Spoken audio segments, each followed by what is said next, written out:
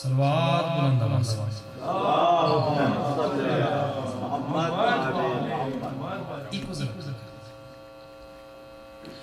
ماشاءاللہ لا حول ولا قوة الا باللہ العلی العظیم رب اشرح لی صدری ویسر لی امری واحلل عقدۃ من لسانی یفقہوا قولی اعوذ باللہ من الشیطان اللعین الرجیم بسم اللہ الرحمن الرحیم الحمدللہ رب العالمین الحمدللہ کما ہوا اہلہ الصلاة والسلام علی سیدنا و نبینا و طبیب قلوبنا و شفیع ذنوبنا و سید الثقلین جد الحسن والحسین ابی القاسم محمد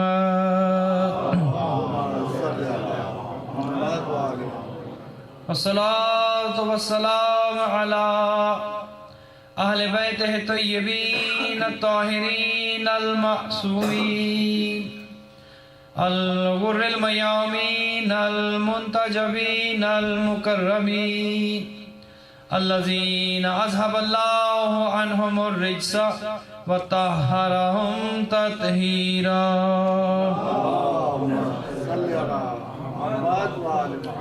ورحمت اللہ علی اصحابہم وأحبابهم ومحبيهم ومواليهم أجمعين ولعنة الله على أعدائهم وغاصب حقوقهم ومنكر فضائلهم من يومنا هذا إلى قيام يوم الدين أما بعد وقد قال الرحمن في كتاب الفرقان وقوله الحق وهو أصدق القائلين بسم الله الرحمن الرحيم والعصر إن الإنسان لفي خسر إلا الذين آمنوا وعملوا الصالحات وتواصوا بالحق وتواصوا بالصبر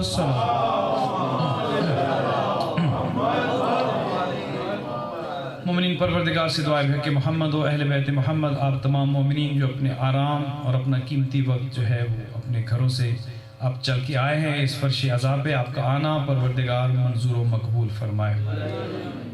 ان 3 روزہ مجالس کی جو بانیان تھے پروردگار ڈاکٹر مہدی اظہر نقوی، ہمارے محسن بھائی اور آج کی مجلس کے اسپانسر، اس کے علاوہ جتنے بھی مومنین و مومنات اس مجلس میں تبرک لے کے آتے رہے، جنہوں نے دامے درمے سخنے قدمے حصہ لیا، پروردگار ان کے مال و رزق میں برکت عطا فرمائے۔ خالق و مالک اللہ ان کے گھروں پہ اپنی رحمتیں نازل فرمائے، ان کی اولادیں پروردگار ان کی عمر دراز فرمائے، ان کی مشکلات آسان فرمائے، بیمار مومنین کو شفاء کامل و عاجل عطا فرمائے، مقروض مومنین کے قرض ادا ہوں، پروردگار پریشان حال مومنین کی پریشانیوں کو دور فرمائے۔ عزاداران امام حسین علیہ السلام دنیا کے جس کونے میں بھی فرش عذاب مصروف ہے، عزاداری میں مصروف ہے، مالک ان کی حفاظت فرما، دشمنوں کے شر سے محفوظ فرما، دشمنان اہل بیت اگر قابل ہدایت نہیں، خالق و مالک اللہ انہیں نیست و نابود فرما۔ ہمارے والی و سرپرست امام زمان عجل اللہ تعالی فرجہ شریف کے ظہور میں تعجیل فرما، ہمیں اور ہماری اولادوں کو امام کے اعوان و انصار میں قرار دے۔ خالق و مالک اللہ ہم جو اس ملک میں اور دیگر مغربی ممالک میں جو مسلمان ہجرت کر کے آئے ہیں، خالق و مالک اللہ ان کی اولادوں کی حفاظت فرما۔ اس پرآشوب دور میں خالق و مالک اللہ ہمیں اپنے دین پہ باقی رہنے اور صراط مستقیم پہ ثابت قدم رہنے کی توفیق عطا فرما۔ پروردگار تجھے اپنی عزت و عظمت کا واسطہ ہے، پردے جناب سیدہ کا واسطہ ہماری پردہ خواتین کے پردوں کی حفاظت فرما۔ شہزادے علی اکبر کی جوانی کا صدقہ ہمارے نوجوانوں کی جوانیوں کی حفاظت فرما۔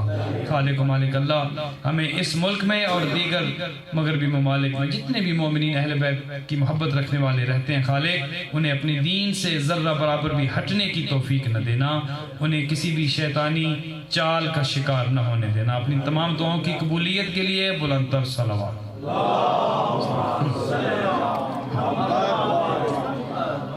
مومنین مومنات، آج چونکہ سلسلے کی آخری مجلس ہے اور جو چہرے آج نئے آئے ہیں، ہماری گفتگو سورہ والعصر کے ابتدائی حصے پہ ہو رہی تھی کہ خالق نے قسم اٹھائی کہ مجھے قسم ہے زمانے کی، والعصر زمانے کی، اور تفسیر میں یہ بھی ملتا ہے کہ یہ کسی خاص عصر کی طرف اشارہ ہے، کسی خاص عصر جو عصر کربلا تھی اس کی طرف اشارہ ہے، اور یہ بھی تفسیر میں ملتا ہے کہ یہ عصر جو ہے یہ امام العصر کی طرف بھی منسوب ہے۔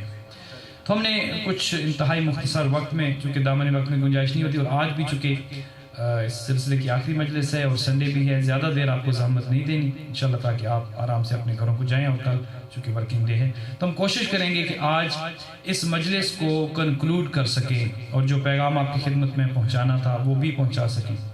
عزیزان محترم، ایک چیز یاد رکھیے، اور یہ ہمیشہ پڑھنے والوں کے ذہن میں بھی ہونی چاہیے اور سننے والوں کے ذہن میں بھی ہونی چاہیے، کیونکہ عزاداری کسی زمانے میں لوگ کہتے تھے کہ مستحب ہے۔ شریعت جو ہے وہ 5 چیزوں کا نام ہے، اس میں یا چیز مستحب ہے، یا مکروہ ہے، یا مباح ہے، یا حلال ہے، واجب ہے، اور یا حرام ہے۔ ان 5 چیزوں سے ہٹ کے شریعت میں اور کوئی چیز نہیں۔ مستحب اسے کہتے ہیں کہ جو کریں تو ثواب، نہ کرے تو گناہ کوئی نہیں۔ مکروہ اسے کہتے ہیں کہ جس کا نہ کرنا بہتر ہے، اگر کر لیں تو گناہ کوئی نہیں۔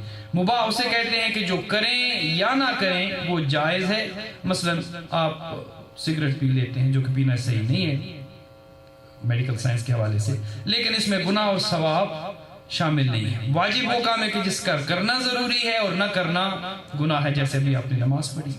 حرام وہ کام ہے کہ جس کا نہ کرنا ضروری ہے اور کرنا گناہ ہے۔ تو اس میں آپ عزاداری کو کہاں رکھتے ہیں؟ ان 5 چیزوں سے ہٹ کے دین میں کچھ ہے نہیں، دین میں جو کچھ ہے ان 5 چیزوں کا حصہ ہے۔ کسی دور میں لوگ کہتے تھے کہ عزاداری جو ہے یہ مستحب عمل ہے، اور آج بھی کچھ لوگ یہ کہتے ہیں کہ عزاداری مستحب عمل ہے، اور مستحب کی تعریف آپ کی خدمت میں کر دی، لیکن ہم اس نقطۂ نظر سے اختلاف کرتے ہیں۔ ہم یہ کہتے نہیں، عزاداری اگر کسی دور میں مستحب تھی، کیا مطلب کہ اگر کر لیں تو ثواب، نہ کریں تو گناہ کوئی نہیں۔ میں کہتا ہوں یہ نظریہ اگر آج سے کچھ عرصہ پہلے قابل قبول تھا تو تھا، آج یہ نظریہ قابل قبول نہیں ہے۔ آج ہم عزاداری کو مستحب نہیں کہتے، آج ہمارے نزدیک عزاداری واجب ہے۔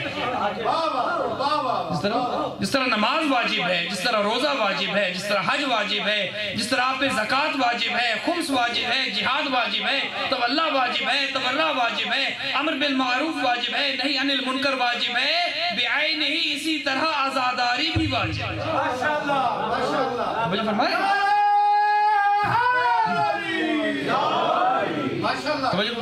عزاداری بھی واجب ہے، اور آپ کہہ سکتے ہیں کہ آپ اس کی دلیل دیں، چونکہ کوئی دعویٰ بغیر دلیل کے قابل قبول نہیں ہوتا۔ کیا دلیل ہے کہ عزاداری واجب ہے؟ عزاداری میں آپ کرتے کیا ہیں؟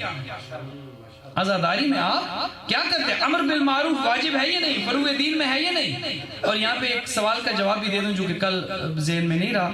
ایک سسٹر نے یہ سوال پوچھا تھا کہ آپ ممبر سے ذرا تقلید کے حوالے سے کچھ بیان کر دیجیے گا، تو انتہائی مختصراً یہ سمجھ لیجئے کہ تشیع میں 2 چیزیں ہیں، کچھ کا نام عقائد ہے، کچھ کا نام اعمال ہے۔ عقیدہ اسے کہتے ہیں کہ جس پہ عمل نہیں کیا جاتا اس پہ یقین رکھا جاتا ہے، اور قبر میں جو سب سے پہلا پوچھا جائے گا وہ عقیدہ پوچھا جائے گا۔ نمازیں واجب ہیں، نمازیں پڑھنی ہیں، روزے رکھنے ہیں۔ کوئی یہ نہ کہے کہ نماز جو ہے وہ شیعہ کے لیے نہیں بنی، نماز تو بنی ہی شیعہ کے لیے ہے۔ نماز تو بنی شیعہ کے لیے، اور پھر باتیں بہت ہیں کرنے کی، لیکن اب چونکہ وقت اتنا نہیں، لوگ کہتے ہیں کہ نماز میں آج کل تشہد میں یہ پڑھنا چاہیے یا نہیں پڑھنا چاہیے، ہم یہ پڑھ سکتے ہیں یا نہیں پڑھ سکتے۔ میں نے کہا حضور آپ کی نماز تو شروع ہی علی ابن ابی طالب سے ہوتی ہے۔ آپ نماز کو تبدیل نہ کریں، آپ نماز میں اضافہ یا کمی نہ کریں۔ جو نماز ہمیں 1400 سال میں ہم تک پہنچی ہے وہی نماز واجب ہے۔ آپ ہر نماز سے پہلے کیا پڑھتے ہیں؟ بسم اللہ الرحمن الرحیم۔ اس بسم اللہ کی ابتدا بے سے ہوتی ہے، اس بے کے نیچے ایک نقطہ ہے۔ علی کہتے ہیں انا نقطہ تو تحت البا، وہ نقطہ میں علی ابن ابی طالب۔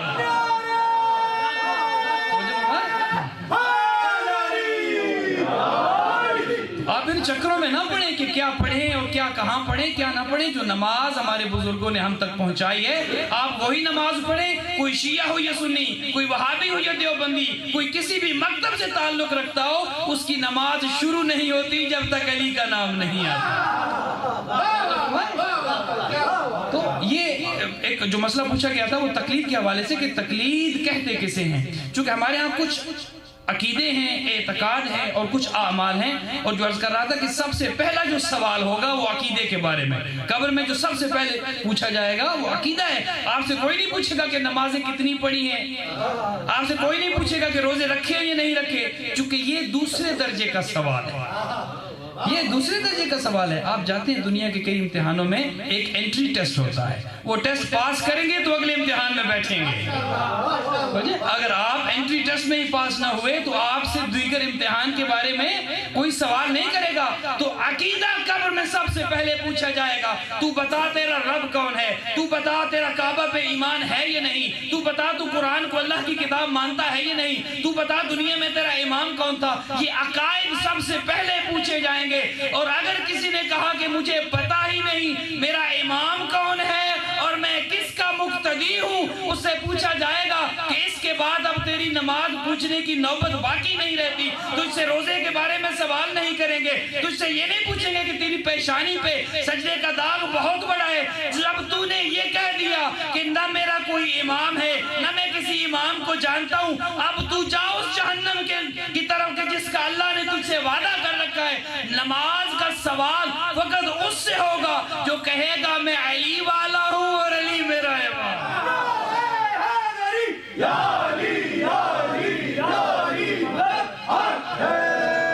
तो सबसे पहले जो पूछी जाएगी चीज वो अकीदा है।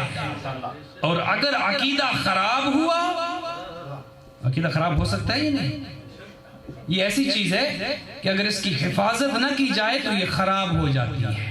तो मुझे फरमाए, ये आपके घरों में रेफ्रिजरेटर है, आपको पता है कि कौन सी चीज कितने टेम्परेचर पे रखनी है।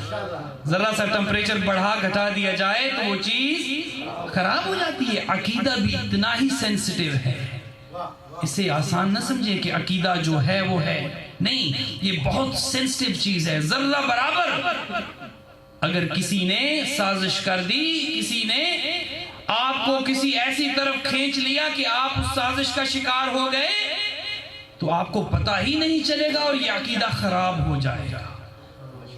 और जब ये अकीदा खराब हो गया तो इंसान की जिंदगी खराब हो गई। फिर अमल के बारे में कोई सवाल नहीं, अकीदा ही सही नहीं। अकीदा क्या कैसे खराब हो सकता है?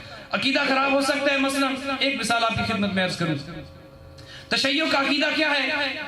एक या दो दिन पहले भी आपकी खिदमत में ये बात अर्ज की थी। तशय्यो का अकीदा ये है कि अल्लाह वहदहू ला शरीक है। अगर उस वहदत के और वहदानियत के अकीदे में खुदा के साथ किसी को शरीक किया जाए तो ये क्या अकीदा सही रहेगा या खराब हो जाएगा? अकीदा खराब हो जाएगा। खुदा एक है, खुदा वहदहू ला शरीक है और वही खुदा खालिक है, मालिक है, राज़िक है, जिंदगी और मौत देता है। अगर जिंदगी और मौत देने वाला खुदा के अलावा किसी और को समझ लिया जाए तो अकीदा क्या सही रहेगा या खराब? इसकी जरा एक को कुछ और कम कर दीजिए, अकीदा खराब हो जाएगा। तो मुझे फरमाए, एक दफा बाबा से बुलंद सलवात पढ़ दीजिए।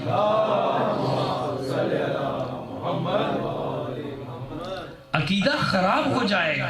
लिहाजा तशय्यो की जो अकायद हैं उसे कहते हैं उसूले दीन, और जब उन अकायद पे अमल किया जाए तो उन्हें कहते हैं फुरूए दीन।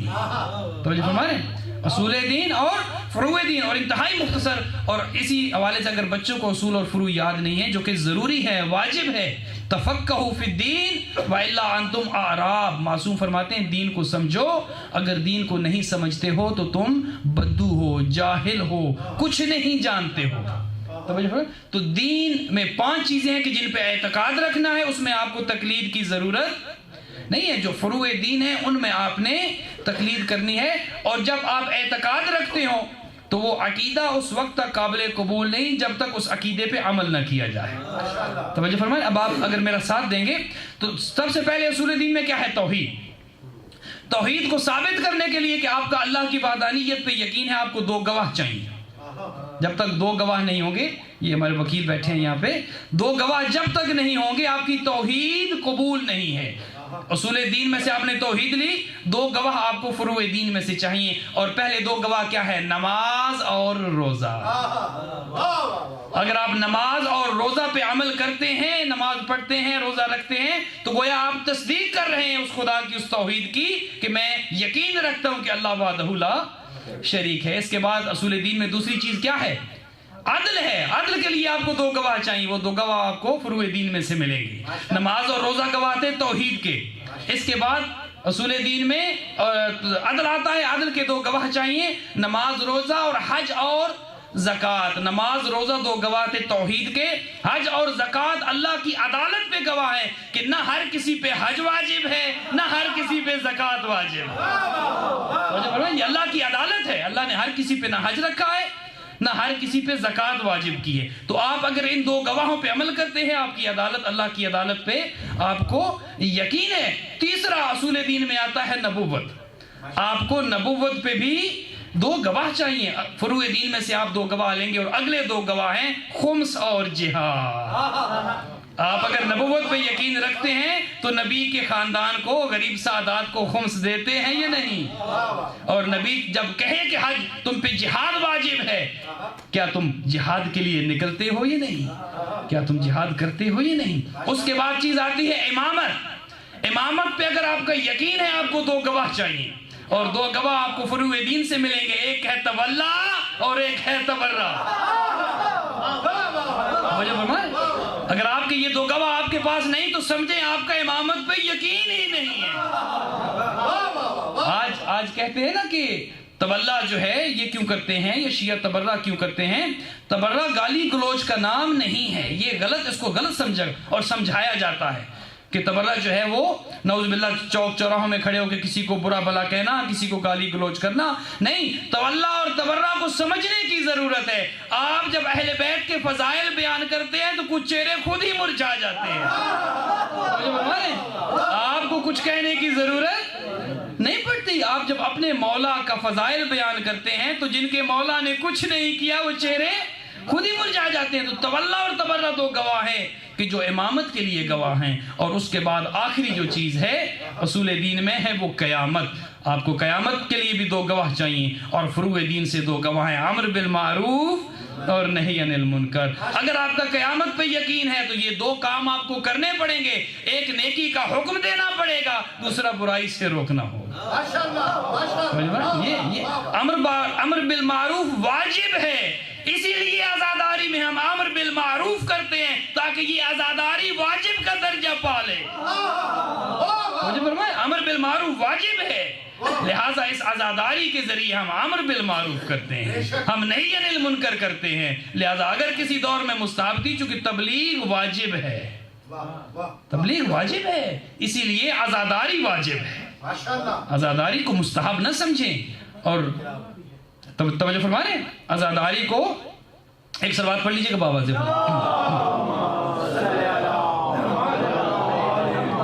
کسی شاعر نے کیا خوب کہا کہ اٹھتا ہے جب ماتم میں عزادار کا پنجہ،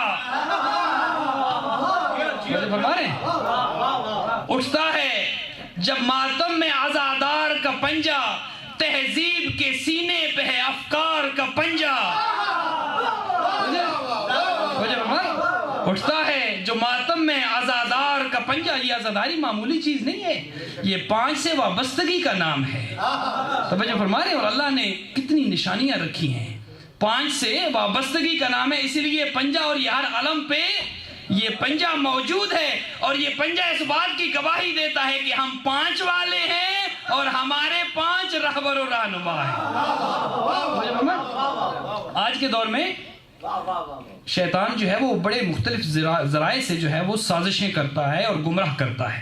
ایک نیا مومن تھا، نیا اس نے اہل بیت کا مذہب اختیار کیا، اور اس نے اپنے گھر پہ علم لگایا، اور علم پہ ہمارے ہاں لکھا ہوتا ہے، ہماری ثقافت ہے، ہماری تہذیب ہے، اور بلکہ آپ ماشاءاللہ اپنے گھروں میں اللہ نے آپ کو توفیق دیا اپنے گھروں میں عزاخانے بنائیں، چونکہ یہاں کے قوانین کچھ مختلف ہیں، اپنے گھروں میں عزاخانے بنائیں اور حضرت عباس کا علم اپنے گھر میں رکھیں۔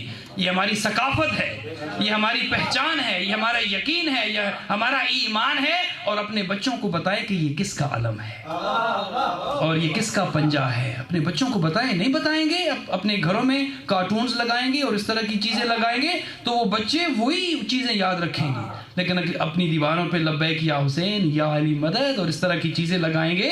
ماشاءاللہ آپ زیارات پہ جاتے ہیں، وہاں سے لیں، پاکستان سے منگوائیں اور اپنے گھروں کو اسلامی بنائیں، اپنے گھروں کو اسلامی بنائیں، چونکہ آپ کا گھر کا ماحول اگر اسلامی ہوگا۔ تو ایک نیا مومن ہوا، اس نے اپنے گھر پہ علم لگایا، علم پہ پنجہ لگا ہوا تھا۔ اب شیطان کو علم سے بھی دشمنی ہے اور پنجے سے بھی دشمنی ہے۔ اب ایک شیطان ایک انسانی شکل میں آ گیا، اس نے کہا بھائی تم نے یہ کیا، یہ گھر پہ تم نے کیا لگا دیا ہے؟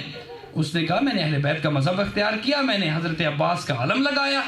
اس نے کہا اچھا، چیز تو اچھی ہے۔ اب ایک چیز کل بھی عرض کی تھی، یاد رکھیے کہ شیطان جب بھی گمراہ کرتا ہے دشمن بن کے نہیں، دوست بن کے گمراہ کرتا ہے۔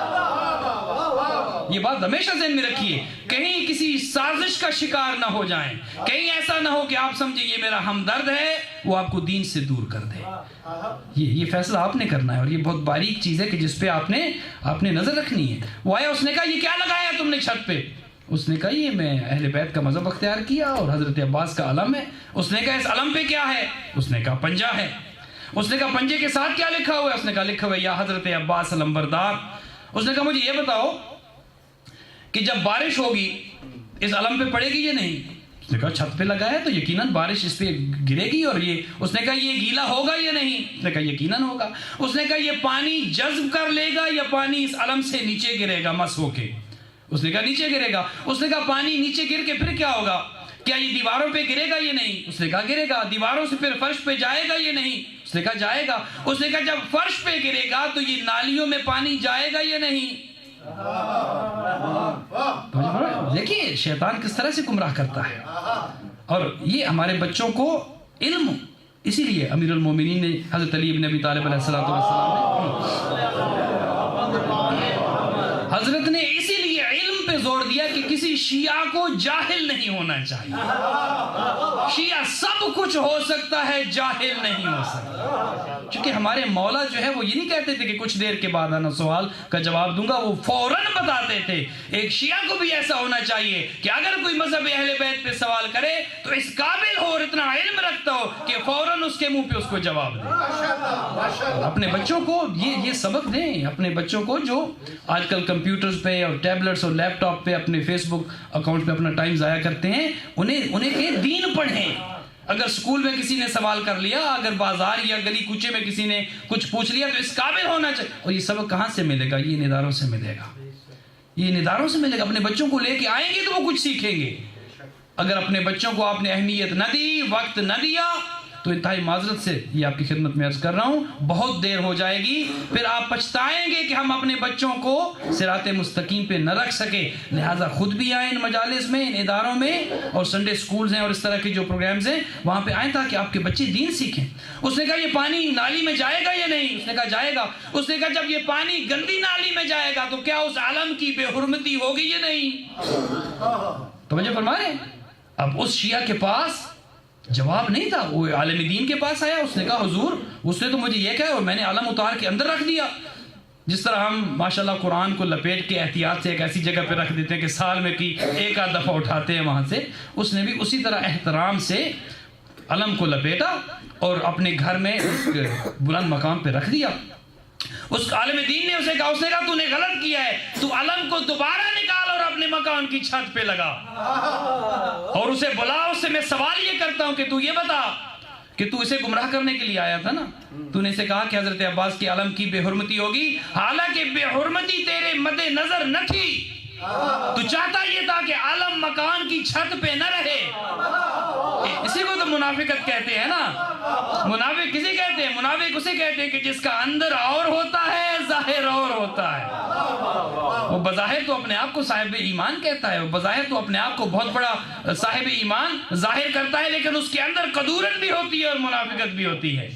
تو اس نے کہا اس شخص کو بلاؤ اور میں اسے ایک سوال کرتا ہوں کہ تو یہ بتا کہ حضرت عباس کے علم کی بے حرمتی تو نے ثابت کر کے تو نے علم اندر رکھوا دیا، اور ذرا مسجد میں لے کے چلتا ہوں تجھے۔ اسے لے کے مسجد میں چلا، اس نے دیکھ مسجد کی دیوار پہ اللہ لکھا ہوا ہے یا نہیں، اس نے دیکھی یا اللہ یا رحمان یا رحیم لکھا ہوا ہے یا نہیں۔ اس نے کہا حضرت عباس کے عالم کی اگر تو بے حرمتی کہتا ہے کہ پانی گرتا ہے تو کیا مسجد پہ بارش نہیں ہوتی ہے؟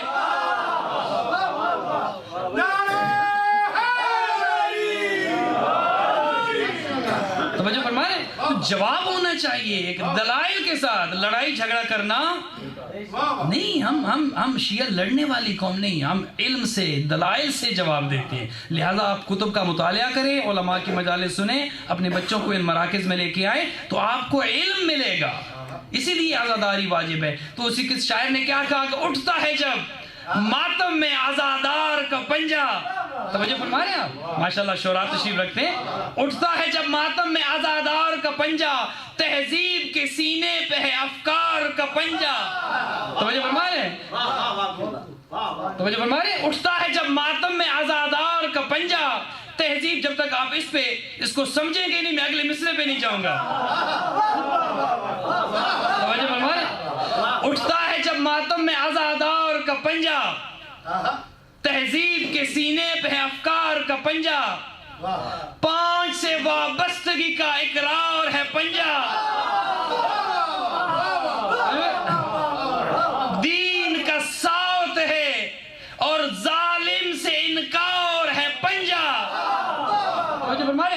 ظالم سے انکار ہے پنجہ، اسلام کی بنیاد ڈھانچہ بھی یہی ہے اور چہرے یزیدی سے پردہ اٹھاتا بھی یہی ہے۔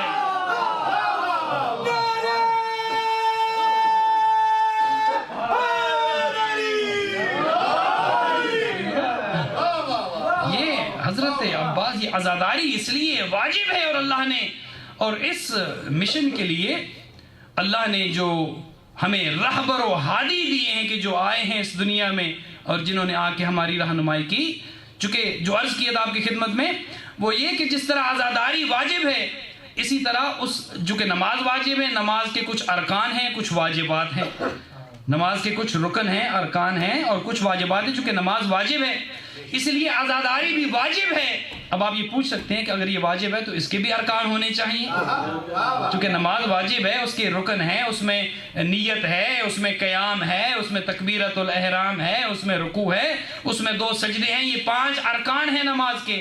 اسی طرح آپ یہ کہہ سکتے ہیں کہ حضور آپ نے کہہ دیے کہ عزاداری واجب ہے، اب بتائیے کہ عزاداری کے رکن کتنے ہیں؟ تو میں آپ سے یہ کہوں گا کہ یہ رکن خود بھی یاد کر لیجئے، اور جو بھی ممبر پہ آئے اسے کہیں کہ حضور آپ نے ہمیں خطاب کرنا ہے، آپ نے یہاں پہ آ کر ہمیں علم دینا ہے، لہٰذا عزاداری کے 3 رکن ہیں، تینوں رکن ہمیں دے کے جائیے، بتا کے جائیے۔ اور آج سن لیجئے مجھ سے کہ عزاداری کے ارکان کتنے ہیں۔ پہلا رکن ہے شان اہل بیت،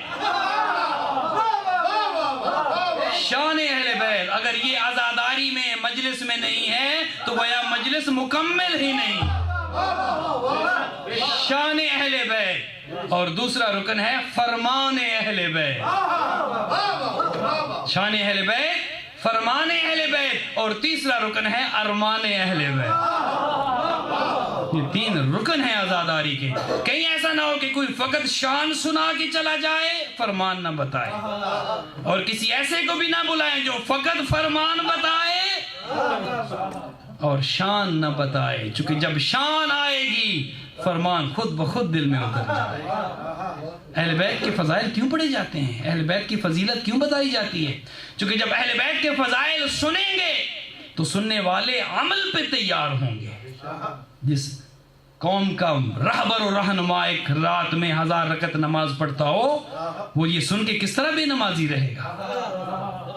تو جو فرمائے ایک امام کے بارے میں جب یہ سنے انسان کہ ساری رات اپنی پیٹھ پہ اناج اٹھا کے غریبوں، مسکینوں، یتیموں کے دروازوں پہ پہنچاتے تھے، وہ کس طرح بخل کرے گا؟ لہذا شان بھی بتانی ہے، فرمان بھی بتانا ہے، اور تیسرا جو ہے اس کا حصہ ارمان بتانا ہے۔ لہذا شان، اور کیا شان ان کی، انسان کیا بیان کرے ان کی شان؟ اہل بیت کی شان کیا ہے؟ ان کی شان یا خدا بیان کر سکتا ہے، یا اللہ کا قرآن بیان کر سکتا ہے، یا محمد کا فرمان بیان کر سکتا ہے۔ انسان کے بس میں نہیں ہے اہل بیت کے فرامین کو بیان کرے، انسان کے بس میں نہیں ہے۔ وہ علی ابن ابی طالب کی جو 10 سال کی عمر سے لے کر زندگی کے آخری دن تک رسول کا بھی ساتھی رہا اور دین کا بھی ساتھی رہا۔ آج اگر علی کے فضائل مجلس میں نہیں ہوں گے تو مجلس مکمل نہیں، ہماری عزاداری مکمل نہیں، ہمارا دین مکمل نہیں، ہمارا ایمان مکمل نہیں۔ ہم نے بچوں کو بتانا ہے کہ علی کس ہستی کا نام ہے، ہم نے بتانا ہے کہ وہ علی، اور جب علی کو لوگ پڑھیں گے، سمجھنے کی کوشش کریں گے، آج کل تو کہتے ہیں نہیں سمجھے نہیں آپ بس مانیں، ٹھیک ہے، لہٰذا ہم یقیناً مانیں گے پر ہم سمجھ کے مانیں گے۔ ہم بغیر سمجھ کے ماننے والوں میں سے، اگر بغیر سمجھ کے ماننے والوں میں سے ہوتے تو بزرگوں کو مانتے جن کی عمریں بہت زیادہ تھی۔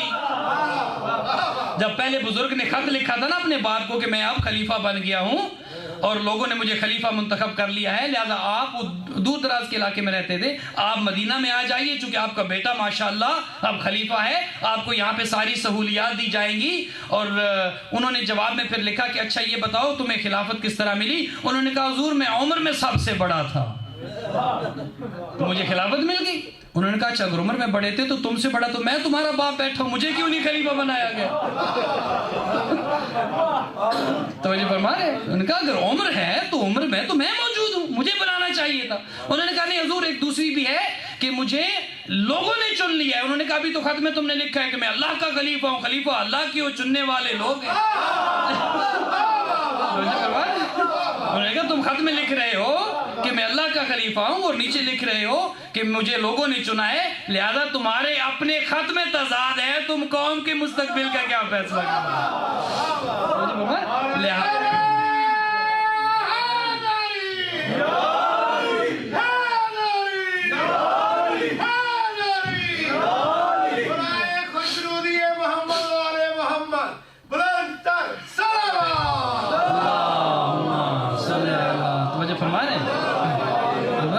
لہذا ہم سوچ سمجھ کے ماننے والوں میں سے، ہم کسی کو عمر کی بنیاد پہ، کسی کو بزرگی کی بنیاد پہ، کسی کو کسی کا رشتہ دار ہونے کی بنیاد پہ، کسی کا رشتہ دار اور قریبی ہونے کی بنیاد پہ نہیں مانتے۔ ہم عدالت کے قائل ہیں، ہم مرتبے کے قائل ہیں، ہم عدل و انصاف کے قائل ہیں، ہم ہر اس کو مانتے ہیں جو اس منصب کا اہل ہوتا ہے۔ یہ سمجھ لیجیے، ہم ہر اس کو مانتے ہیں جو اہل نہیں، اور یہی ظلم ہے۔ ظلم کی تعریف کیا ہے؟ کہ اس چیز کو وہاں رکھ دیا جائے وہ جس کے اہل نہیں ہے، یہ ظلم کی تعریف ہے۔ لہذا ہم عدالت پہ آپ ان سے بہتر لے آئیے، ہم انہیں مان لیتے ہیں۔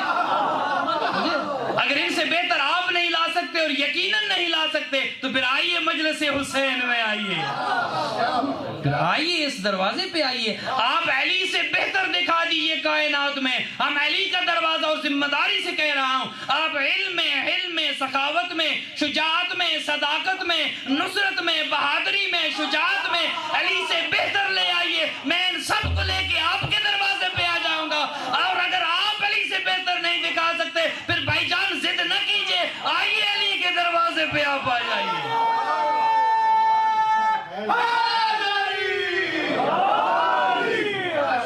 تو مجھے فرمائیں، پھر یہ ضد نہیں ہے، یہ تو علم کی بات ہے، یہ تو حکمت کی بات ہے، یہ تو دلائل کی بات ہے۔ آپ تاریخ پڑھ لیجئے، اسلام کی نصرت کس نے کی ہے، اسلام کو نقصان کس نے پہنچایا۔ آپ ہسٹری پڑھ لیجئے، ہسٹری میں سب کچھ موجود ہے۔ آپ اپنی تاریخ کی کتب کا مطالعہ کر لیں، اس میں آپ کو پتہ چل جائے گا کہ کون کون تھا کہ جس نے رسالت میں شک کیا تھا، جس نے رسالت میں شک کیا تھا۔ اور رسالت میں اس سے بڑھ کے شک کیا ہو سکتا ہے کہ کہنے والا یہ کہے کہ جتنا آپ کی رسالت میں مجھے آج شک ہوا ہے آج سے پہلے کبھی نہیں ہوا۔ اندازہ کریں، آپ کہیں کہ یہ ہمارے مولا ہیں، وہ جدھر وہ جائیں گے حضور آپ بھی ادھر ہی جائیں۔ جس کو رسالت میں شک ہو، اور رسالت میں اس سے بڑھ کے شک کیا ہو سکتا ہے کہ جب شب ہجرت پیغمبر علی ابن ابی طالب کو اپنے بستر پہ لٹا کے آئے، لوگ کہتے ہیں نا کہ دیکھیں وہ علی بھی ان کے صحابی تھے اور کوئی اور بھی تھے جو جنہیں وہ ساتھ لے کے گئے، تو وہ بھی ایک صحابی نے وہاں پہ قربانی دی، ایک صحابی نے وہاں پہ قربانی دی۔ میں نے کہا حضور بڑے بڑے موجود تھے اس وقت مکہ میں کہ جنہیں اس بستر پہ سلایا جا سکتا تھا، لیکن پیغمبر نے انتخاب علی ابن ابی طالب کا کیوں کیا؟ یہ سمجھنے کی ضرورت ہے کہ مکہ میں بڑے بڑے اس وقت جو ہے وہ بڑی بڑی شخصیات موجود تھی. علی ابن ابی طالب کا انتخاب کیوں کیا کہ اس بستر پہ آپ نے سونا ہے, اور یہ بتا دیا کہ تلواروں کے سائے میں سونا ہے. اور شاید اسی لیے کہ جب لوگوں کو یہ پتا چل گیا کہ تلواروں کے سائے میں سونا ہے تو انہوں نے کہا نہیں حضور آپ کسی اور کو سلائیے, ہمیں آج بہت کام ہے. اور یہ پتہ یہیں سے چلتا ہے. آپ دیکھیے اگر خدا نہ خواستہ کسی جگہ کا اعلان ہو جائے اور بتا دی جائے کہ وہاں پہ نعوذ باللہ کچھ دھماکہ ہوگا یا کچھ بم پھٹے گا, اور آپ سے کہا جائے کہ آپ 5 بجے یہ کام ہوگا اور آپ 5 بجے وہاں آ جائیے, تو کیا آپ جائیں گے وہاں پہ؟ لہذا پیغمبر نے خود کہا کہ آج رات کو تلواروں کے سائے میں سونا ہے. علی نے کہا یا رسول اللہ میں سوؤں گا. اور اس کی ایک دوسری وجہ یہ بھی ہے چونکہ پیغمبر کو اللہ نے کچھ معجزات دیے تھے. پیغمبر کو اللہ نے کچھ معجزات دیے تھے. ایک معجزہ پیغمبر کا یہ تھا کہ پیغمبر کا سایہ نہیں تھا. پیغمبر جب چلتے تو ان کا سایہ نہیں ہوتا تھا. ان کا سایہ ایک وجہ یہ بھی ہے کہ سایہ جب آپ چلتے ہیں تو یا آگے چلتا ہے یا آپ کے پیچھے چلتا ہے. پیچھے اس لیے نہیں تھا کہ چونکہ حضور آگے چلتے تھے, اصحاب پیچھے چلتے تھے. اللہ کو یہ گوارا نہیں تھا کہ میرا حبیب چل رہا ہو, میرے حبیب کے سائے پہ کسی کے قدم آئے. اصحاب کے قدم اللہ گوارا نہیں کرتا تھا. پتہ نہیں حسن و حسین کا مقام کتنا بلند تھا کہ اپنے سائے پہ نہیں اپنے دوست پہ سوار کر لیا حسن و حسین کو. جو فرمائے حسن و حسین کو سوار کیا. اللہ کو یہ گوارا نہیں تھا میرے حبیب کے سائے پہ کسی کے قدم آئے, لیکن وہی مہر نبوت تھی کہ علی ابن ابی طالب کے قدم آئے.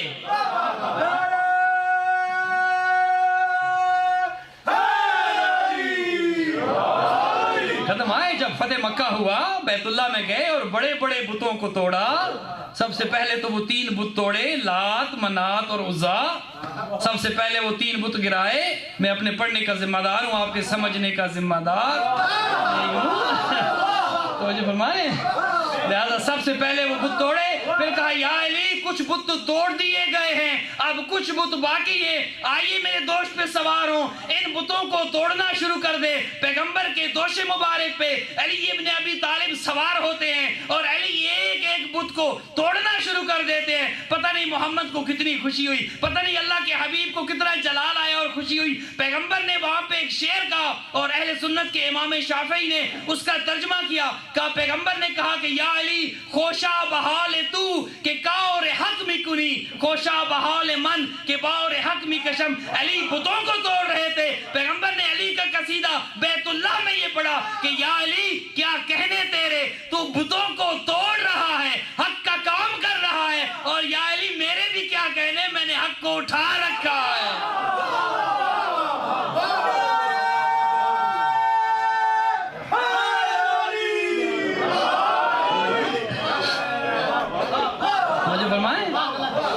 اور دوسری وجہ یہ تھی کہ پیغمبر کا سایہ آگے کیوں نہیں تھا, کیونکہ سایہ یا پیچھے ہوتا ہے یا آگے ہوتا ہے. آگے اس لیے نہیں تھا کہ اللہ کو یہ گوارا نہیں تھا کہ میرے حبیب کا سایہ ان سے آگے بڑھ جائے. جو اللہ یہ نہیں چاہتا کہ میرے حبیب کا سایہ ان سے آگے بڑھ جائے, تو اللہ یہ کیسے گوارا کرے گا کوئی ہم سایہ ان سے آگے بڑھ جائے. یہ اللہ نے ایک معجزہ دیا تھا اپنے حبیب کو, اور ان معجزوں سے ہٹ کے کچھ معجزے اور بھی تھے. ایک یہ تھا کہ پیشانی سے نور نکلتا تھا, لہذا شب ہجرت بستر پہ سلانا اس کو تھا جس کی پیشانی سے اسی طرح نور نکلے جس طرح نبوت کی. لہذا کسی پر نور کو سلانا تھا, کسی بے نور کو نہیں سلانا. پیغمبر کے معجزوں میں سے ایک یہ تھا کہ پیغمبر کے جسم سے خوشبو آیا کرتی تھی. مدینہ کی جس گلی سے گزرتے, مکہ کی جس گلی سے گزرتے, جسم سے خوشبو آتی تھی. لہذا کسی خوشبودار کو سلانا تھا, کسی خوشبودار کو نہیں سلانا تھا. سوال پڑھ دیجیے گا آواز سے بولو.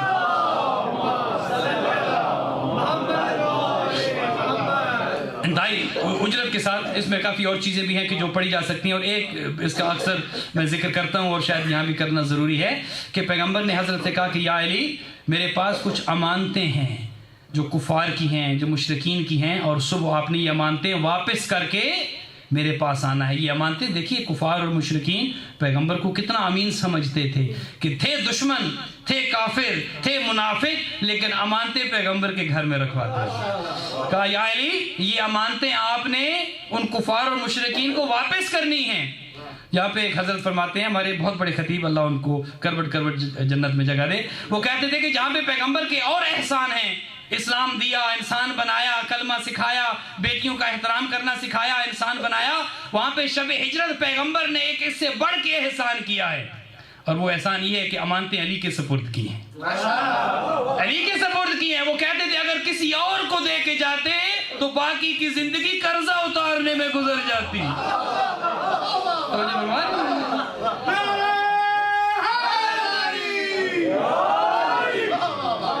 तो फरमा रहे अली को दिए, पता था कि अली जो अपने भाई को उनके हिस्से से ज्यादा गंदुम नहीं देता, वो अली किसी हक न रखने वाले को वो अमानत कैसे दे, अली उसे देगा कि जिसका हक होगा। लिहाजा हजरत अली को सुलाया, और वो हजरत जो साथ गए थे, और गार में वो वाक़या सारा आपको पता है, पढ़ना मकसूद नहीं, कि जब उस गार में चले गए, अल्लाह ने हुक्म दिया और एक दरख्त उस गार के सामने आ गया, उस दरख्त पे एक घोंसला आ गया, उस पे एक परिंदे ने अंडा दे दिया, मकड़ी को हुक्म हुआ, उसने जाला बना दिया। अब ये जो कुफार थे, मुशरिकीन थे, जब हजरत अली को देखा और वो तलवारें लेके गए, हजरत अली सो रहे हैं, हजरत अली उठे, कहा मोहम्मद किधर हैं? अली का जवाब सुनिएगा, अल्लाह अकबर, अल्लाह अकबर। इसे इमाम कहते हैं कि जो इस तरह का जवाब दे के हर सवाल करने वाले को लाजवाब कर दे। कहा बताओ मोहम्मद किधर है? कहा क्या मेरे हवाले करके गए थे? अल्लाह अकबर, अल्लाह अकबर। ये नहीं कहा कि मुझे पता नहीं, चूंकि पता तो था। जब क्या मेरे हवाले? अब जब उन्होंने देखा कि ये तो अली है और अली से मुकाबला करना हर किसी के बस की बात नहीं थी, लिहाजा अली को देखा तो वो वहां से दौड़े, वो भागे। उन्होंने कहा मोहम्मद का पीछा करो, ताक़ुब करो। और उन्होंने किसी को लिया जो कि रास्ता शनास था, उसने वो कदम देखे कि जो कदम लगे हुए थे, उसने कहा ये कदम और जो मकाम इब्राहीम पे हजरत इब्राहीम के कदम है वो दोनों एक जैसे हैं, लिहाजा मुझे अंदाज़ा ये है कि पैगंबर इससे मत गए हैं। लिहाजा वो चलते चलते वो खोज लगाकर उस गार के दरवाजे पे पहुंच गया। और वो जो 7 लोग आए थे, उसने कहा, लोगों ने पूछा क्या बताओ अब इसके आगे कहाँ गए, नजर तो आ नहीं रहे। उसने कहा इस गार के अंदर गए। उन्होंने देखा, उन्होंने कहा ये छोटी सी गार है, इसके सामने जो है वो मकड़ी ने जाला बुना हुआ है, दरख्त लगाया उस पर परिंदे ने, अगर अंदर जाते तो ये जाला टूटता, ये मकड़ी के ये जाला टूटता, ये अंडे नीचे गिरते और कुछ आसार होते। उन्होंने कहा तू झूठ बोल रहा है, या अंदर कोई नहीं। और जो अंदर हजरत थे वो देख रहे थे। उन्होंने कहा या रसूलल्लाह इन्होंने हमें देख लिया है, या रसूलल्लाह ये सामने खड़े हैं, देख लिया है। कहा नहीं मैं तुझे कह रहा हूं नहीं देखा। वो कुछ देर तो बैठे, फिर कहते नहीं या रसूलल्लाह देख गए हैं। जिसे अल्लाह के रसूल पे इतना यकीन नहीं कि देखा है ये नहीं देखा, इससे बढ़ के कहा तू मेरी 2 उंगलियों के दरमियान देख। उन हजरत ने पैगंबर की 2 उंगलियों के दरमियान देखा। कहा क्या देखते हो? कहा एक समंदर देखता हूँ, उसमें कश्तियां चलती हैं। कहा तुझे इतना नबुव्वत पे और रिसालत पे यकीन नहीं जो गार में बैठकर तुझे बहरे आहमर में चलती कश्तियां दिखा सकता है, उसे इतना नहीं पता कि इन्होंने देखा है या नहीं देखा है।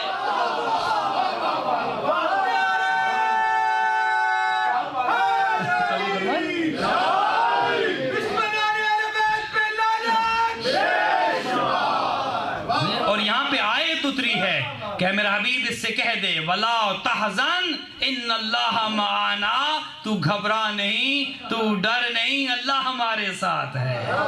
तो वजह फरमाए, तो हम उसको मानते हैं कि जिसने इस्लाम की नुसरत की हो, जिसने न नबूवत में शक किया हो, न रिसालत में शक किया हो, न रिसालत को कमज़ोर किया हो। और इससे बढ़ के क्या हो सकता है जब ये आगे बढ़े। और आज जहाँ पे मस्जिद कुबा है, पैगंबर ने वहाँ पे क़याम किया और पैगंबर ने कहा मैं उस वक्त तक मदीना नहीं जाऊँगा जब तक मेरा भाई अली नहीं आ जाएगा। और हज़रत अली 3 दिन तक गार में खाना भी पहुँचाते रहे और पानी भी पहुँचाते रहे। और हज़रत अली जब चूँकि 3 दिन इसमें लगे और पैगंबर जब उस मकाम कुबा पे पहुँचे तो इन हज़रत जो साथ थे इन्होंने कहा नहीं या रसूलल्लाह आइए मदीना में चलते हैं, लोग बड़े मुंतज़िर हैं और इंतज़ार में बैठे हैं। अल्लाह के हबीब ने कहा नहीं उस वक्त तक नहीं जाऊँगा जब तक मेरा भाई अली नहीं आ जाएगा। ये हज़रत पैगंबर को मकाम कुबा पर छोड़कर मदीना चले गए थे। इन्होंने कहा आप बैठते हैं अपने भाई के इंतज़ार में, आप बैठिए, मैं तो मदीना जा रहा हूँ। और छोड़कर भागने वाले क्यों ना हो, एक इस मकाम पे नहीं, हर जंग में जिनको भागने की कितनी प्रैक्टिस हो गई थी कि जिनको भागना आ गया था वो हर मकाम पे भागने के लिए तैयार। जंग ओहद में पैगंबर ने कहा कि इस मकाम से नहीं हटना, इस पहाड़ी पे खड़े रहो। اور جیتی ہوئی جنگ احد میں مسلمان ہار گئے. کیوں ہارے؟ جب انہوں نے دیکھا کہ کفار جو ہے وہ شکست کھا گئے تو وہ جس مقام پہ پیغمبر نے کہا تھا کہ جب تک میں نہ کہوں اس مقام سے ایک ذرہ برابر تم نے حرکت نہیں کرنی، لیکن انہوں نے جب دیکھا پیغمبر کی حکم عدولی کی، پیغمبر کی حکم عدولی کی اور اس میدان کو چھوڑ کر بھاگے. جب وہ بھاگے تو کفار نے دیکھا کہ یہ جو یہاں پہ کھڑے تھے تیر انداز یہ تو بھاگے، وہ جو بھاگ رہے تھے کفار وہ واپس آ گئے. لہذا جب کفار واپس آ گئے تو اب انہوں نے بھاگنا شروع کر دیا. اب جب یہ مالے غنیمت لوٹنے کے لیے جب یہ انہوں نے مقام چھوڑا اور کفار نے تعاقب کیا تو انہوں نے بھاگنا شروع کر دیا. اور کفار اتنے قریب آ گئے تھے محمد مصطفیٰ کے اپنی تلواریں لے کر. یہ وہ جنگ ہے کہ پیغمبر کی جان خطرے میں تھی. یہ تلواریں لے کر پیغمبر کی گردن پہ آ گئے تھے. قریب تھے کہ پیغمبر شہید ہو جاتے. پتہ نہیں کتنا یقین تھا محمد مصطفیٰ کو. اپنے بھائی علی پہ ایک دفعہ انتہائی اطمینان سے کہا یا علی مدد. وہ بھاگتے ہوئے کفار ایک طرف جا رہے تھے، بھاگتے ہوئے منافقین دوسری طرف جا رہے تھے. یہاں پہ کچھ کفار پیغمبر کی گردن پہ تلواریں لے کر کھڑے تھے. علی ابن ابی طالب کو بھائی کی آواز آئی، علی کے ایک ہاتھ میں تلوار ہے. اس طرح سے محمد مصطفیٰ کے اور کفار کے درمیان سے گزرے کہ کسی کا سر کوئی نہیں، کسی کا بازو کوئی نہیں، کسی کی ٹانگ کوئی نہیں. علی کے ایک ہاتھ میں تلوار ہے، ایک ہاتھ میں محمد مصطفیٰ کو اٹھایا. جنگ بھی کر رہے ہیں اور لوگوں کو دکھا رہے ہیں اے لوگو ہاذا محمد، ہاذا محمد. تم تو یہ کہتے تھے کہ محمد قتل ہو گئے، نہیں میں جنگ بھی کر رہا ہوں اور محمد کو دکھا بھی رہا ہوں. یہ دیکھ لو محمد زندہ ہیں. ہاذا محمد، ہاذا محمد. اللہ کی وحی آئی اے میرا حبیب احسان کا بدلہ صرف احسان ہوتا ہے. آج علی نے تجھے اٹھا کے لوگوں کو ہاذا محمد کہہ کے دکھایا. غدیر کے میدان میں تم نے اسی علی کو اٹھا کے من کنت مولا فہذا علی مولا.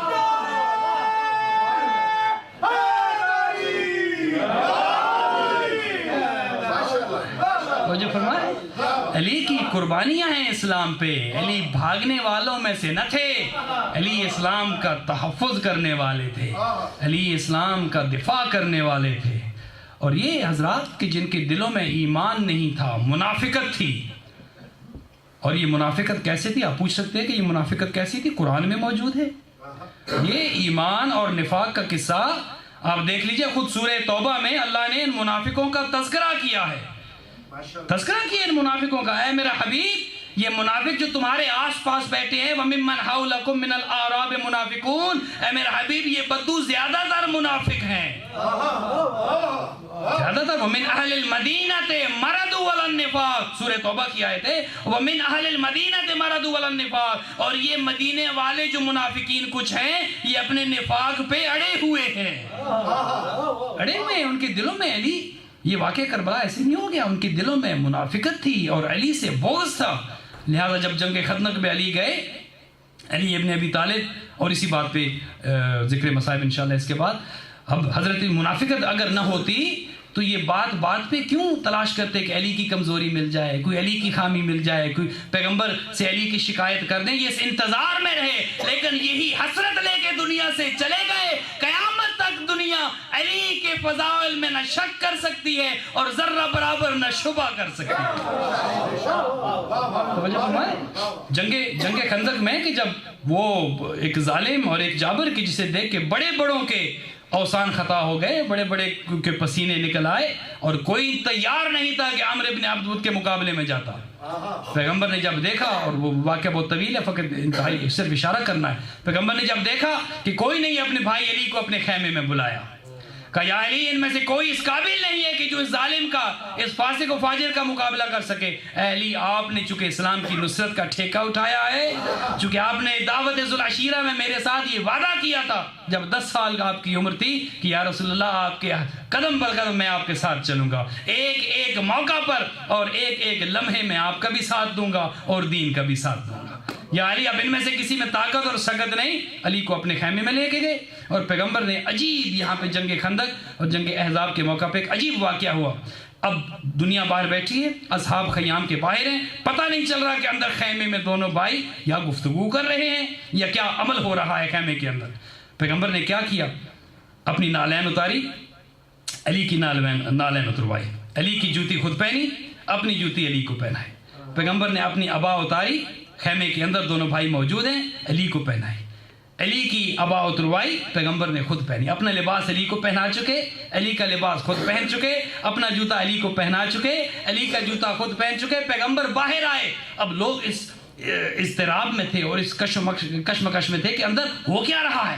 کچھ دیر کے بعد جب پیغمبر لباس تبدیل کر کے علی کو اپنا لباس پہنا کے، علی کا لباس خود پہن کے، علی کا جوتا خود پہن کے، علی کو اپنا جوتا پہنا کے باہر آئے، پیغمبر نے ایک کام اور کیا، اپنے سر سے دستار اتاری، علی کے سر مبارک پہ رکھ دی، علی کی دستار اٹھائی، اپنے سر پہ رکھ دی۔ میں یہاں پہ کہہ سکتا ہوں نا کہ یا رسول اللہ یہ ماجرا کیا ہے؟ لباس اندر تبدیل کیا، اباؤ کبا اندر تبدیل کی، جوتی اندر تبدیل کی، امامہ بھی تو اندر تبدیل کیا جا سکتا تھا۔ عجب نہیں کہ پیغمبر جواب دیں کہ میرے دنیا سے جانے کے بعد جھگڑا میری ابا پہ نہیں ہوگا، جھگڑا میری کبا پہ نہیں ہوگا، جھگڑا میری جوتی پہ نہیں ہوگا، جھگڑا میری دستار پہ ہوگا کہ اس دستار کا وارث کون ہے۔ میں ان سب کو دکھا کے جانا چاہتا ہوں کہ جو دستار میرے سر پہ تھی میں نے علی کے سر پہ رکھ دیے، لہذا قیامت تک کے لیے میرے بعد اگر کوئی ہادی اور رہبر ہے یا علی ہے یا علی کی اولاد ہے۔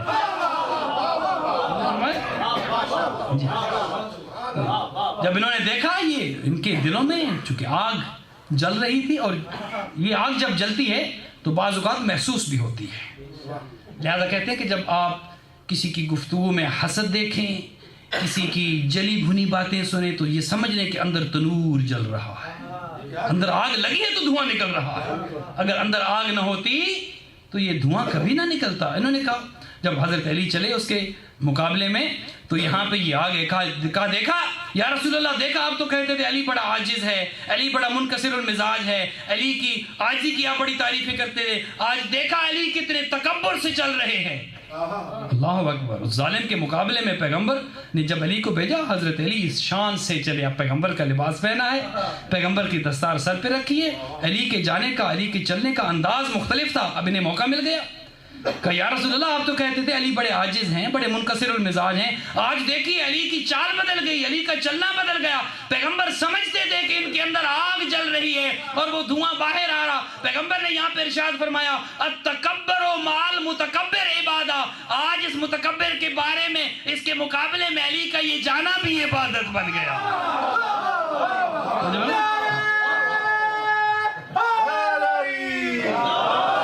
فرمایا کسی متکبر کے مقابلے میں تکبر کرنا بھی عبادت ہے۔ ورد الایمان کلو الی الکفر کلہ، آج کل کا کل ایمان کل کے کل کفر کے مقابلے میں جا رہا ہے۔ یہ وہی بغض تھا، یہ وہی عناد تھا علی اور اولاد علی سے کہ واقعہ کربلا تک پہنچ گیا۔ یہ وہی دشمنی تھی۔ اس کے علی نے کیا کیا تھا؟ علی نے کسی کا ظاہراً کوئی نقصان نہیں کیا، علی نے اسلام کی نصرت کی تھی۔ اور جب غریب شام نے حضرت علی کو خط لکھا تھا اور اس خط میں یہ لکھا تھا کہ آپ آئیے اور میرے ساتھ مقابلہ کر لیں، تو حضرت نے ایک جواب لکھا تھا اور وہ نہج البلاغہ میں وہ خطبہ موجود ہے، آپ اگر وقت ہو تو ضرور پڑھیے اور نہج البلاغہ ضرور پڑھا کریں۔ میرے خیال میں اس کا خطبہ نمبر جو ہے وہ مکتوب نمبر، خط نمبر 64 ہے، شاید 64 نمبر ہے۔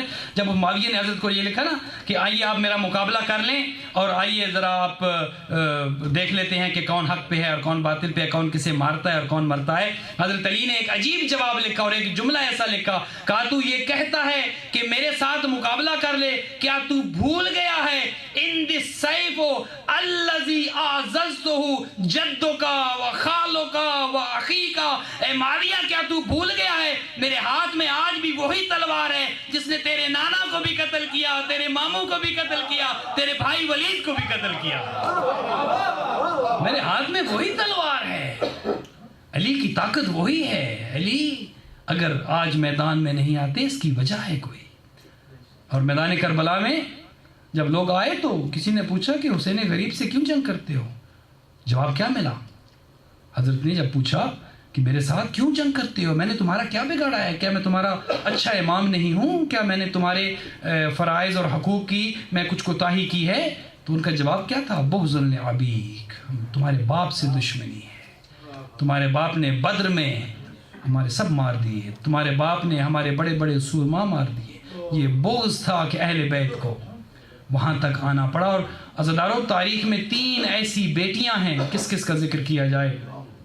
3 ایسی بیٹیاں ہیں کہ کائنات کے سارے ظلم ایک طرف، ان 3 بیٹیوں کے ظلم ایک طرف، پہلی بیٹی رسول کی بیٹی ہے کہ جس پہ اتنا ظلم کیا گیا کہ اس کو حق نہ ملا، پہلی کو حق سے محروم کیا گیا، بی بی حق مانگتی گئی۔ کس مسجد میں تھی، کس دربار میں تھی؟ وہی دربار تھا نا جہاں پہ خود نبی بیٹھتے تھے، اور جب بی بی جاتی تو نبی کھڑے ہو جاتے، اپنی بیٹی کی تعظیم کرتے۔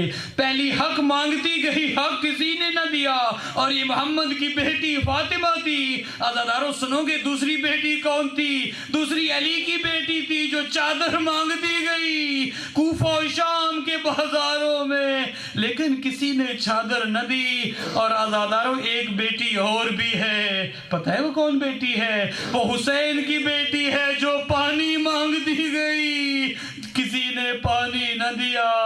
کتنا پانی چاہیے تھا سکینہ کو۔ اور عزادارو جب یہ قافلہ کوفہ اور شام کے بازاروں سے گزرتا، سکینہ اور علی اصغر حسین کی فتح کا نشان بن چکے تھے، چونکہ دیکھنے والے وہ مرد اور عورت جب بازاروں میں اور اپنے گھروں کی چھتوں پہ چڑھ جاتے، وہ دیکھتے شہداء کے سر جو نیزوں پہ تھے، ان شہداء کے سر دیکھتے، وہ کہتے ہاں یہ عباس کا سر ہے، جوان تھے شاید جنگ کی ہوگی، ہاں یہ علی اکبر ہیں شاید انہوں نے جنگ کی ہوگی۔ لیکن جب قاسم کے اور حضرت علی اصغر کے سر پہ نظر پڑتی، کہنے والے یہ رو کے کہتے ارے ششمائے علی اصغر کا کیا قصور تھا، ارے یہ 4 سالہ بچی سکینہ کا کیا قصور تھا، ارے ان دونوں نے کیا قصور کیا تمہارا۔ یہ حسین کی کامیابی کی ضمانت بن گئے۔ اور عزادارو یہ قافلہ آگے بڑھتا گیا اور پتہ ہے کہاں کہاں سے گزرا۔ تاریخ یہ کہتی ہے یہ علی و بطول کی بیٹیوں کا قافلہ کہ جن کے سروں پہ چادریں نہیں ہیں، اور وہ مستورات جو بے مکنا و چادر ہیں، انہیں ایک شہر سے نہیں، 2 شہروں سے نہیں، تاریخ یہ کہتی ہے 36 شہروں سے گزارا گیا، جس میں 72 بازار آتے تھے۔ عزادارو سید سجاد کا رونا ایسے نہیں تھا، جب بھی کوئی پوچھتا سید سجاد آپ کا یہ خون بند کیوں نہیں ہوتا، کہتے الشام الشام الشام۔ سید سجاد کس طرح برداشت کرتے؟ علی و بطول کی بیٹیاں جنہیں سورج نے بھی ننگے سر نہ دیکھا تھا، آج بازاروں میں ہے، آج کبھی اس گلی سے کبھی اس گلی سے۔ اور عزادارو یہ قافلہ پہنچا، اجرکم اللہ خدا آپ کا گریہ قبول کرے، جو آنکھ حسین کو روتی ہے کبھی کسی دنیا کے غم میں نہ روئے۔ عزادارو یہ قافلہ شام پہنچا، اور بی بی کلثوم کا یہاں پہ خطبہ ملتا ہے۔ بی بی نے کہا ظالمو تم نے بہت ظلم کیے، ہمارے مردوں کو شہید کر دیا، اور تم نے ہمارے بچوں کو بھی نہ چھیڑا۔ اے ظالمو اب ایک احسان یہ کر دو، ان شہداء کے سروں کو آگے لے جاؤ تاکہ یہ جو تماشا دیکھنے آئے ہیں یہ شہداء کے سروں کو دیکھیں، ہمارے بے مکنا و چادر سروں کو نہ دیکھیں۔ ان ظالموں نے بجائے اس کے کہ سروں کو آگے لے جاتے، یہ سروں کو پیچھے لے آئے، مستورات کے بالکل قریب لے آئے۔ اب بی بی زینب اس دروازے پہ پہنچی ہیں، اللہ آپ کو لے جائے اور آپ شام جائیں، آپ اس باب الساعات کو دیکھیں جہاں پہ علی و بطول کی بیٹیاں جو کبھی کھڑی ہونے کی عادی نہ تھی، عزادارو 3 گھنٹے کھڑا رکھا گیا۔ اور کیا کہا گیا؟ کہا نہیں ابھی دربار نہیں سجا، ابھی کرسیاں نہیں لگی، ابھی یزید شراب میں مست نہیں ہوا۔ اس باب الساعت پہ علی و بطول کی بیٹیاں بغیر چادر کے کھڑی تھی، عزادارو ہجوم تھا، دیکھنے والے تماشا دیکھنے آئے تھے، زینب و کلثوم کا تماشا دیکھنے آئے تھے کہ کیا دیکھا بی بی زینب نے؟ وہ نیزہ کی جس پہ امام حسین کا سر تھا، امام کی آنکھیں بند ہوئی، بی بی زینب نے اپنے بھائی کی طرف دیکھا، کہا حسین بھیا آپ سے یہ برداشت نہیں ہو رہا کہ یہ شام کے ظالم میری بہنوں بیٹیوں کے ننگے سر کو دیکھے۔ حسین آپ نے آنکھیں بند کر لی، بھیا آنکھیں بند نہ کیجئے، میں آپ کو 70 قدم پہ ذبح ہوتے دیکھتی رہی۔ حسین زینب نے آنکھیں بند نہ کی، آج اپنی بہن کو ذبح